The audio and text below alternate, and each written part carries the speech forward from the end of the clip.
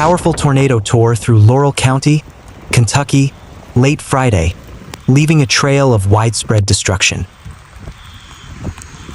According to WYMT, several injuries have been reported as homes and businesses sustained significant damage throughout the area. Highway Kentucky 363 has been shut down due to storm-related debris and damage. Reports of destruction have also come in from several nearby locations, including the Sunshine Hills community, the London-Corbin Airport, Levi Jackson Wilderness Road Park, and the Oaks of London subdivision. Emergency crews have launched a search and rescue operation across Laurel County. So far, no fatalities have been reported. 9 people are dead and several others are injured after a reported tornado tore through Laurel County, KY, late Friday evening, according to the Laurel County Sheriff's Office. Officials said the storm caused significant damage, destroying homes and buildings across the area. Emergency responders are on the ground, searching through debris and checking for anyone who may be trapped or in need of help. We lift up those lives who were tragically cut short, and those who have been injured, Laurel County Sheriff John Root said.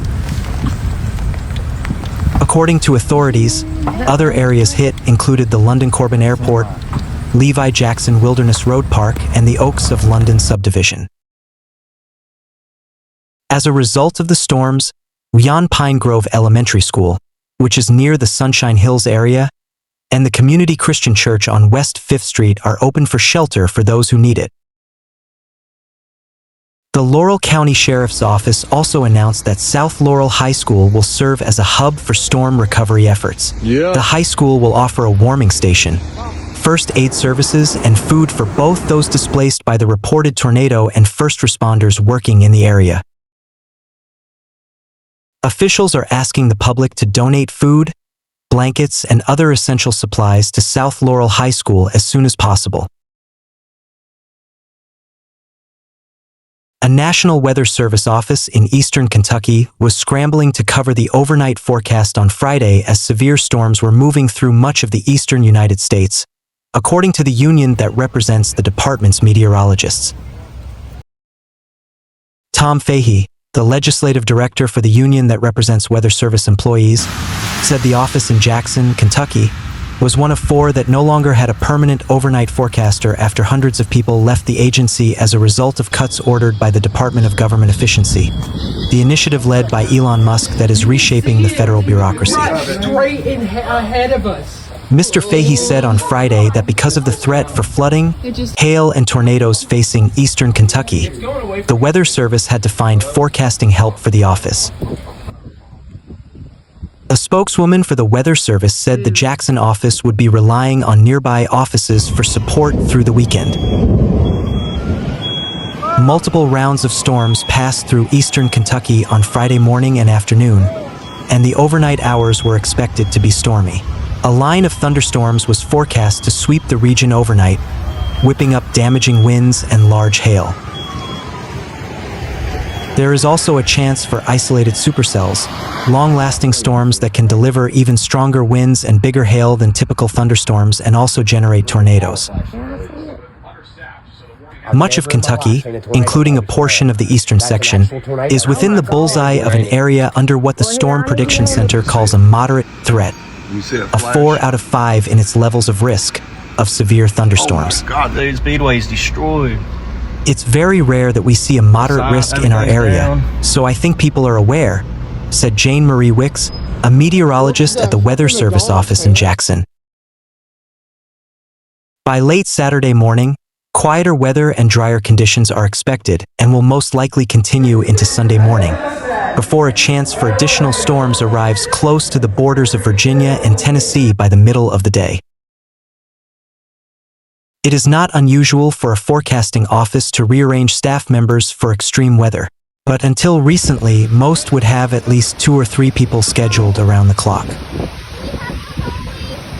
3 other offices in northwestern Kansas, Sacramento, and Hanford, California, also no longer have forecasters overnight, Mr. Fahey said, and 4 more in Cheyenne, Wyoming, Marquette, Michigan, Pendleton, Oregon, and Fairbanks, Alaska, are days away from the same fate. Nearly 600 people have left the Weather Service in recent months through a combination of layoffs and retirements after the Trump administration demanded that it and its parent agency, the National Oceanic and Atmospheric Administration, make significant cuts.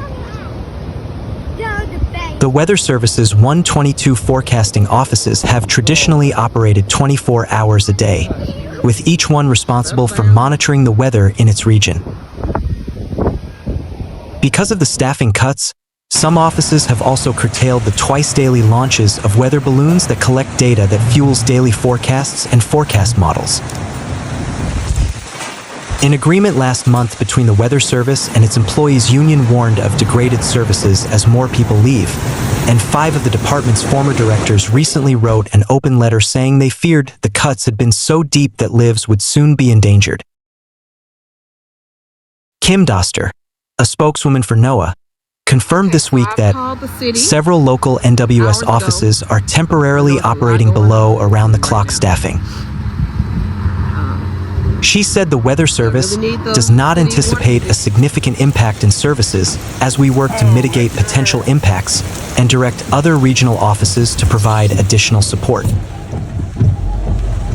The Weather Service has scrambled recently to reorganize staffing, sending forecasters to the offices most deeply affected by the losses. Balloon launches resumed in Omaha after the Nebraska congressional delegation announced that it had persuaded the White House to restore some of the staffing that had been lost there.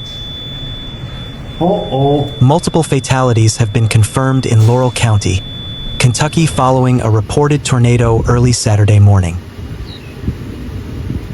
London Mayor Randall Weddle told 6 News that there are confirmed fatalities in the area. The Laurel Whitley County Emergency Management Office has also reported multiple fatalities, according to the Laurel County Fiscal Court. Video shared to the Laurel County Fiscal Court showed widespread damage across the Sunshine Hills area. Other impacted areas include London-Corbin Airport, Levi Jackson Wilderness Road Park, and the Oaks of London subdivision. South Laurel High School at 201 South Laurel Road in London has been opened as a shelter for those affected. Yon Pine Grove Elementary School, located at 2330 Keavy Road in London, said that the building has been open to those impacted by severe weather. The Community Christian Church at 723 West 5th Street has also opened as a shelter.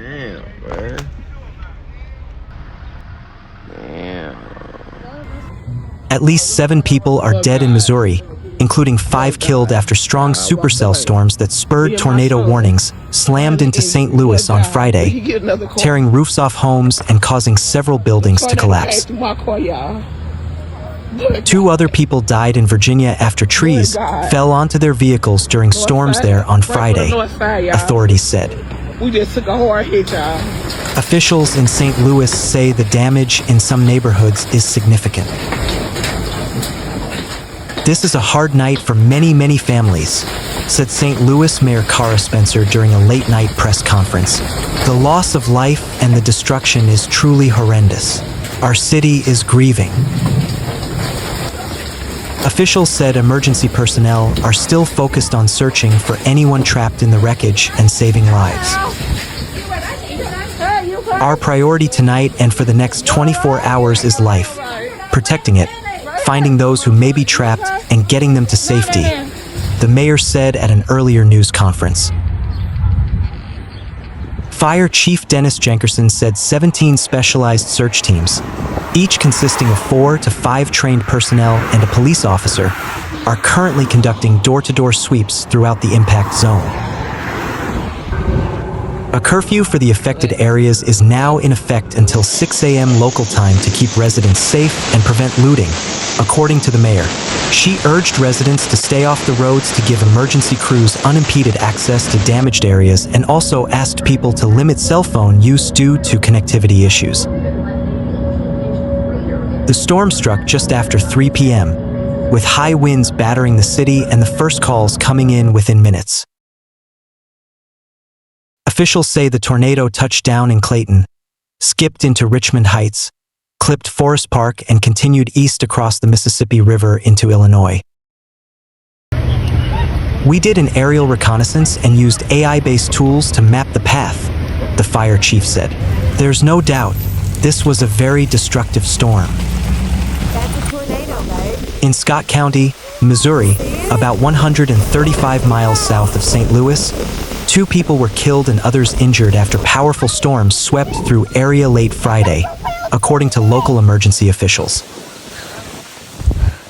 Scott County Rural Fire Protection Chief Jeremy Perrian confirmed the fatalities in a phone interview with local media. We had 2 different areas of the county that got hit pretty hard, he said. 2 different areas suffered a fatality, and we had several injuries as well.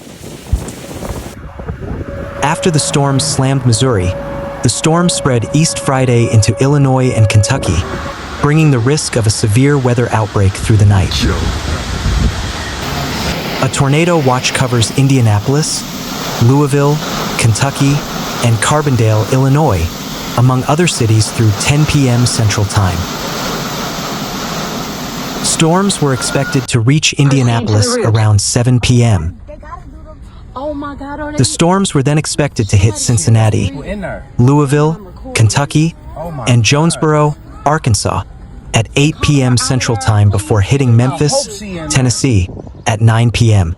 They were expected to reach Nashville, Tennessee, from 10 to 11 p.m. Tornado on the ground, guys. Several tornadoes were possible, including some high-end, long-track twisters. There is also a risk of huge hail, up to 2.5 inches, and widespread damaging wind gusts up to 80 miles per hour.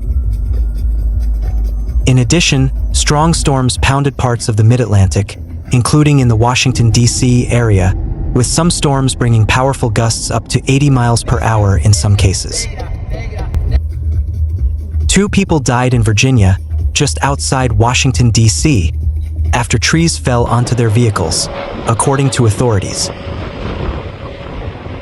One of the people was driving on the George Washington Memorial Parkway when a tree hit their vehicle, according to U.S. Park Police. In suburban Fairfax County, a woman was killed when a tree fell on the car she was driving, police said. Overall, 90 million people are at risk for severe weather. More than 400,000 customers are without power on Friday afternoon, including over 200,000 in Michigan and 100,000 in Missouri, with severe weather moving through the Midwest. There was a moderate risk, level 4 of 5, 4 significantly severe storms Friday, from southeast Missouri through southern Illinois, western and central Kentucky, and southern Indiana. Saturday's risk area is mainly centered over Texas, Oklahoma, and Arkansas, where damaging wind, large hail, and a few tornadoes are possible. These storms are expected in the evening and overnight hours.